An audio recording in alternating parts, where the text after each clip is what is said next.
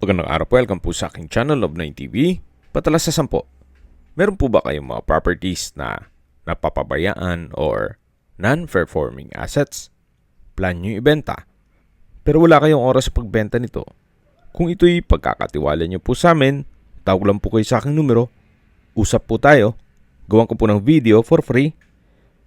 Yes, libre po. Wala po kayong babayaran. Tutulungan pa namin kayong mabenta ang inyong property. Kami na po bala sa marketing, sa boosting, or paid ads. Even sa tripping, hindi na po kayo mapapagod sa pag-entertain ng mga buyers. Kami na po bala sa lahat. Tawag lang po kayo. Nandito po tayo ngayon sa Silang Cavite kung saan meron po tayong bagong video presentation.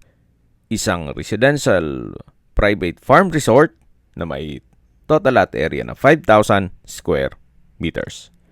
Kung hanap nyo po isang property na pwede nyong gawing rest house at the same time possible na maging income generating, ito na po yung hinahanap nyo.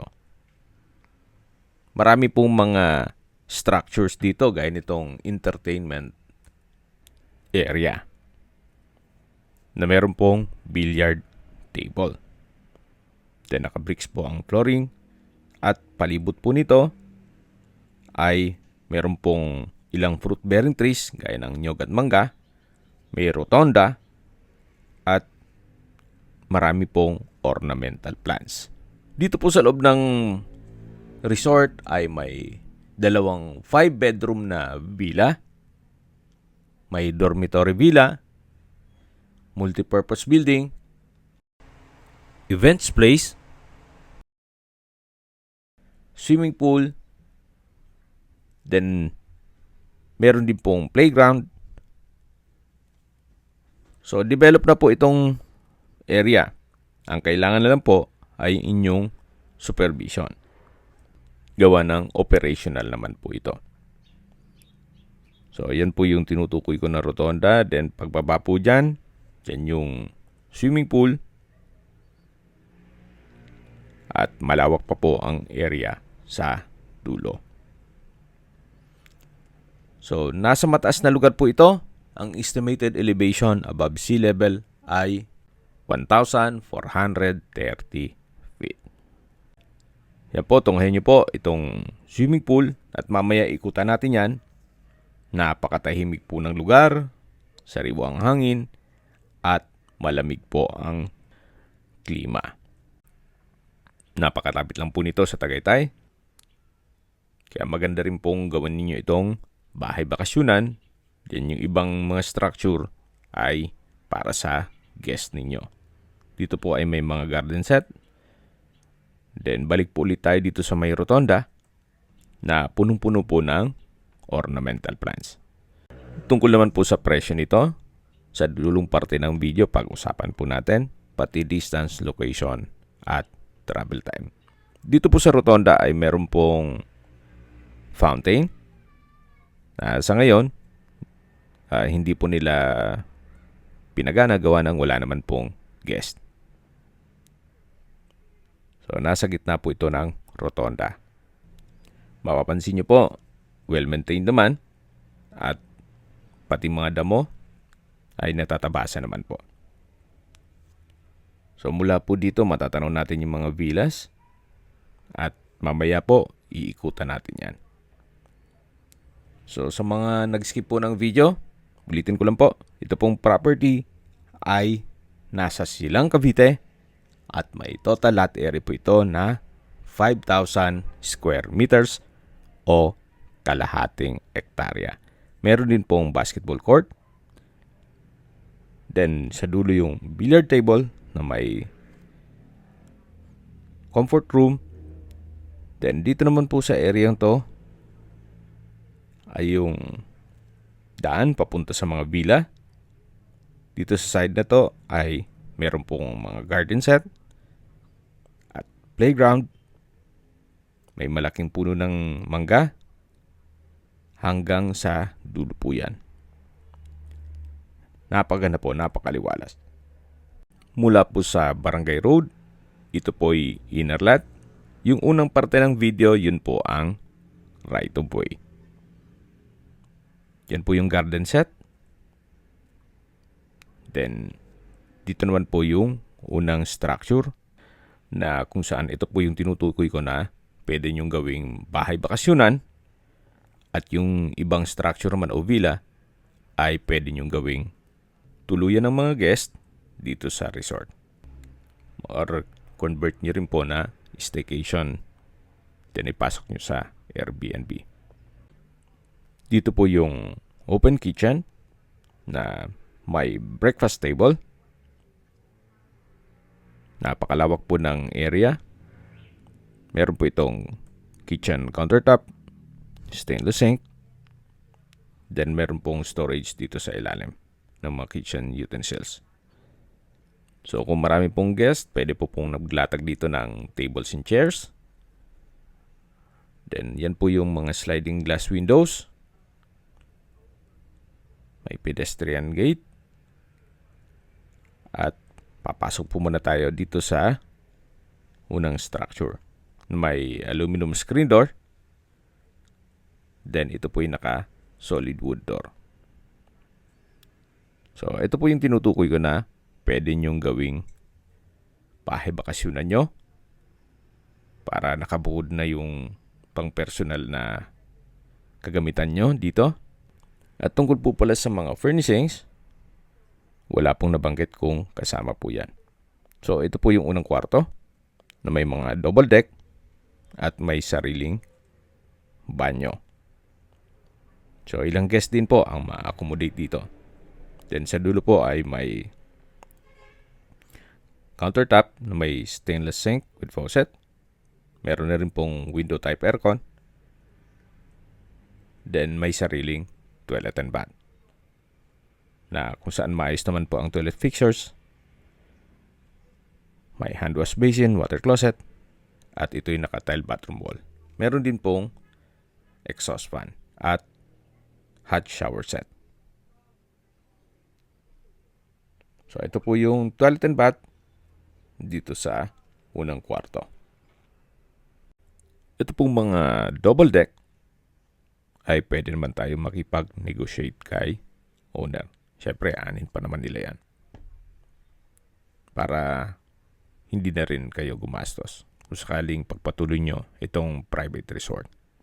So, balik po ulit tayo dito sa salas o living area. Then, dito po yung dining area at sa dulo yung formal kitchen na may kitchen countertop at stainless sink with faucet. Dito naman po yung pangalawang kwarto na may sariling toilet and bath. Then sa dulo ay may countertop. Meron na rin pong window type aircon. At ito po yung toilet and bath na maayos naman po ang toilet fixtures. At ito po yung naka-tiled bathroom wall. Ito naman po yung kabilang kwarto na naka-aluminum screen door at solid wood door. So, meron na rin po siyang living area. Then may sliding door na French door design. So, ito pong furnishings, pwede po tayo makipag-negotiate kay owner kung sakaling maibigan nyo yan. Naka-tile flooring na rin po ito. Then, meron pong sliding glass windows with blinds. May dining area at dining set. May window type aircon. At dito naman po yung bedroom.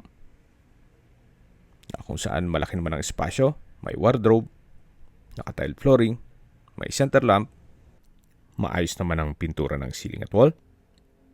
At meron din po itong sariling toilet and bath na naka-solid wood door. Then, naka-tiled bathroom wall, exhaust fan, water closet with bidet, bathroom countertop, bathroom cabinet, vanity mirror, hand wash basin. Then, dito naman po yung shower curtain at yung shower area na meron pong hot shower set. So, from floor to ceiling po ang tiled bathroom wall. So, ito po yung full bathroom dito sa master's bedroom. At labas po tayo. tunghayin niyo po ulit itong kwarto. At yung mga kagamitan, pwede po tayo makipag-negotiate kay owner. Ito po yung French door design na sliding glass door. Then dito po yung living area.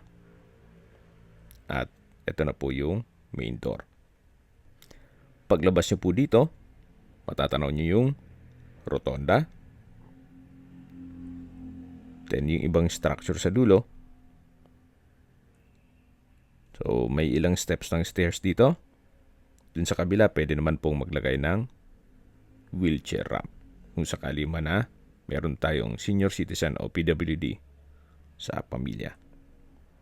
So ito po yung pangalawang structure o multipurpose hall.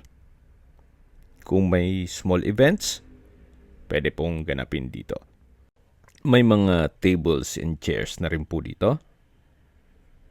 Actually, yung mga guest pwedeng maging hangout area po ito.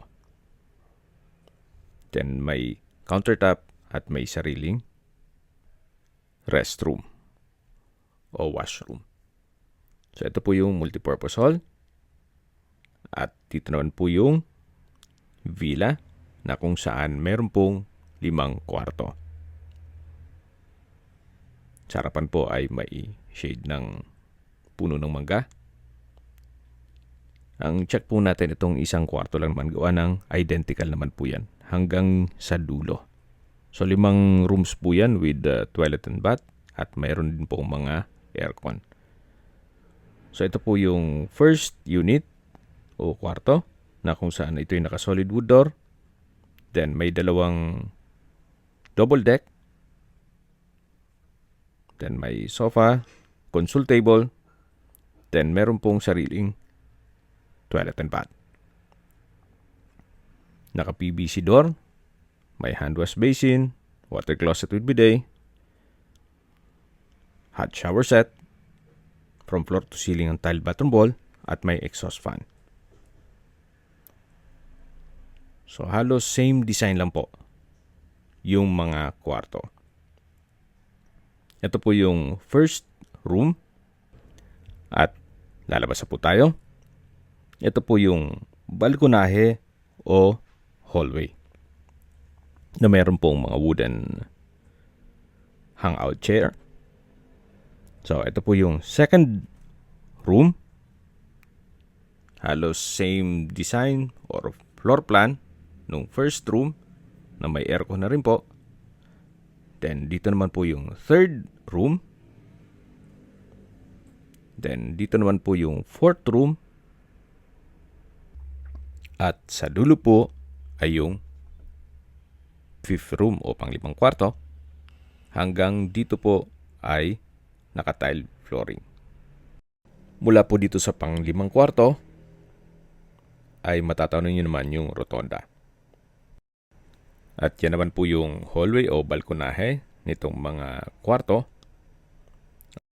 Labas na po tayo dito at check natin yung ibang parte nitong resort.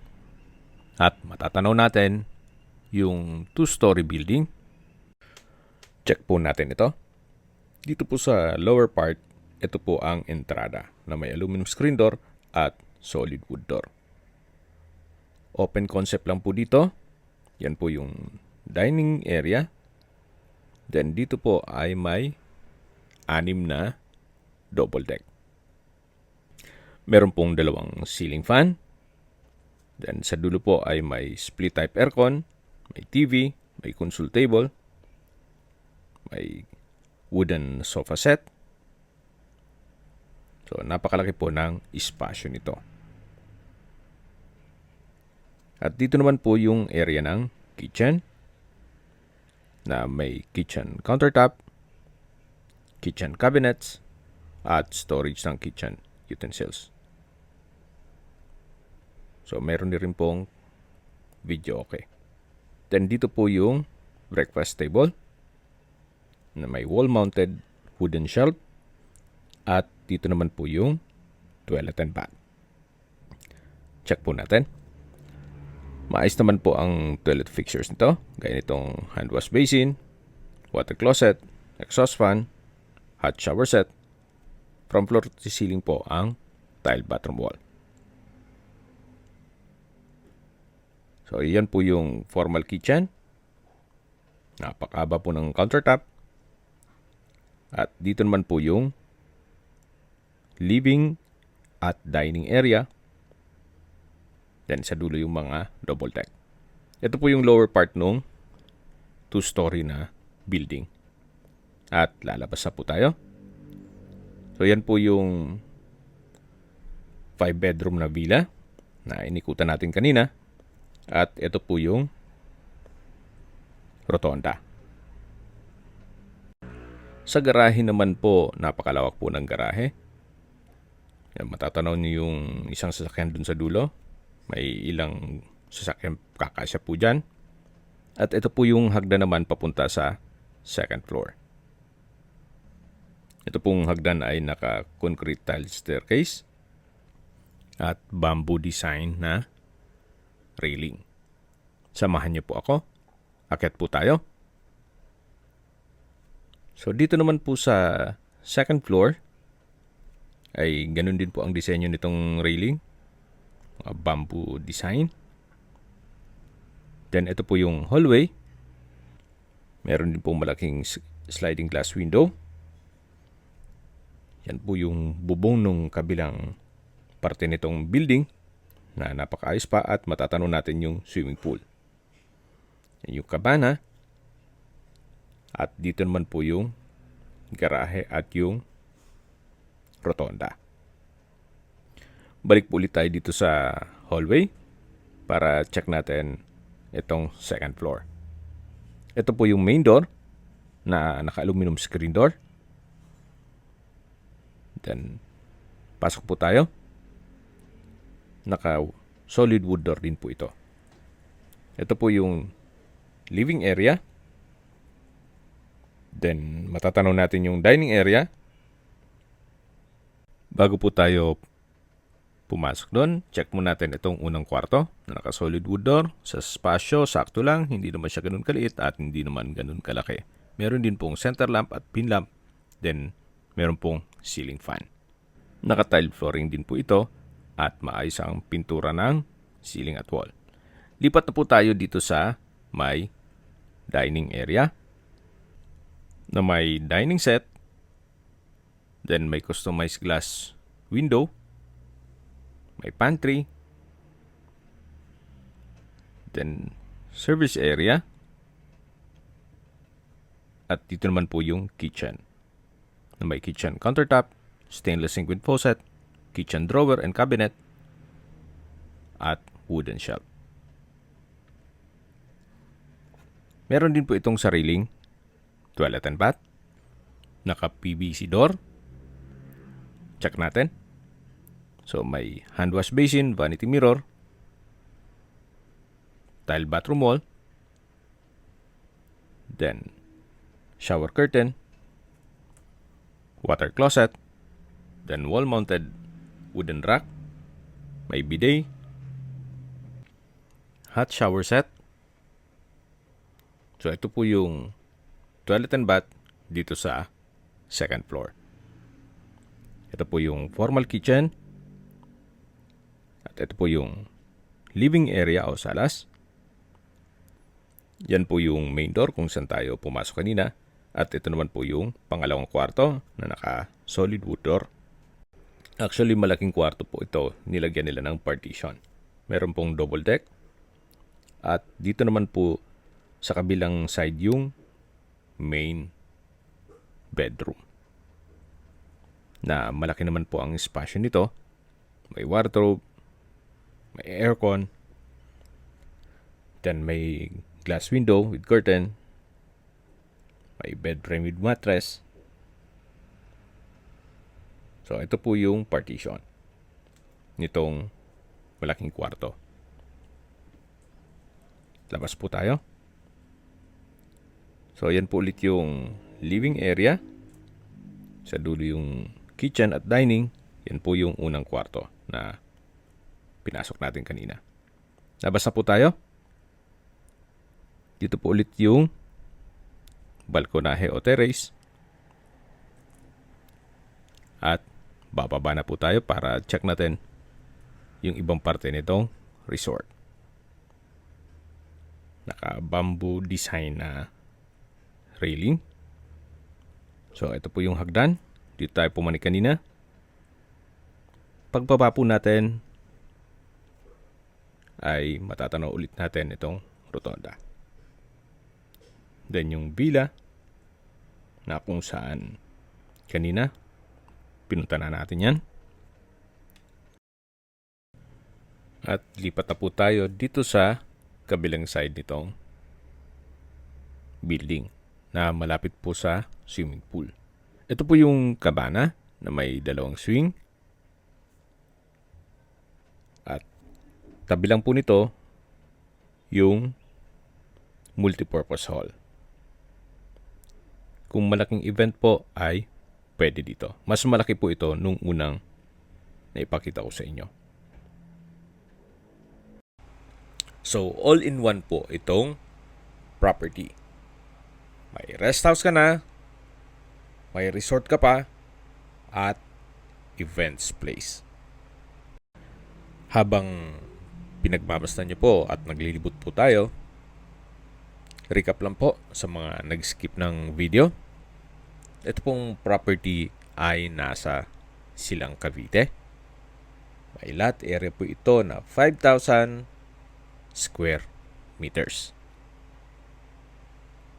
At tungkol naman sa dokumento, ito po'y titulado. Kaya wala po kayong maging problema sa documentation o sa transfer ng title. Dito po sa loob ng resort ay meron pong dormitory villa, 5-bedroom villa, meron pong entertainment room, playground, basketball court, then meron pong 2-story structure, at ito pong swimming pool. Habang naglilibot po tayo, pag-usapan na po natin ang distance, location, at travel time. Mula po sa Silang Public Market o bayan mismo ng Silang, ang distance is 7.2 kilometers at ang travel time is 21 minutes. Mula naman po sa Tagaytay Santa Rosa Road o sa highway, ang distance is 3.8 kilometers at ang travel time is 11 minutes. Mula naman po sa Tagaytay Flower Market, ang distance is 5.7 kilometers at ang travel time is 14 minutes. Kung manggagaling naman po sa Tagaytay Rotonda, ang distance is 8.6 kilometers at ang travel time is 19 minutes. Kompleto na po doon, gaya ng malls, hotels, restaurants, banks, schools, church, at hospital. Yan po yung lagi kong binabanggit sa inyo na dapat nyo i-consider sa paghanap ng property, yung meron pong malapit na hospital. Hindi ko na po sinasabing sakitin kayo. Yan naman po for emergency purpose lang naman. At mula naman po sa Calax Aguinaldo exit, ang distance is 10.2 kilometers at ang travel time is 28 minutes. Mula naman po sa Manila o sa airport, ang distance is 59.4 kilometers at ang travel time is 1 hour and 22 minutes. Okay, sa presyo po tayo. Binebenta po ito ni owner sa halagang 50 million pesos. Kung may mga katanungan po kayo, tawag lang po kayo sa aking numero. At sa mga kababayan naman natin na sa ibang bansa, meron po akong Telegram. Sa mga iPhone user naman, may iMessage. Meron din pong Imo, Skype, Viber at WhatsApp. Same number lang po. 0917-316-3399. Sa mga nagtatanong naman po ng aming Facebook, meron po kaming Facebook page na Nov9TV at Facebook Real Video. Meron din pong TikTok at Instagram. May ibang YouTube channel po kami na The Nov9TV channel, Nov9TV Listings, Nov9TV On The Spot, at Nov9TV Updates. Sana po na ibigyan nyo ang video presentation. Paki-like and subscribe na lang po sa aking channel para ma-update din po kayo sa aking future listings. Kung sakali po hanap nyo mas malaking sukat ng lupa, meron din po kami ibang listings na pwede nyo pagpilian. Huwag po kayong mag-atubiling tumawag sa amin, then let us know your budget para malaman namin kung anong property pwede namin ilog sa inyo. Sa lahat pong viewer, subscriber at nagtiwala po sa amin, salamat po sa suporta. Ingat po kayo lagi at yung pamilya. Maraming salamat po.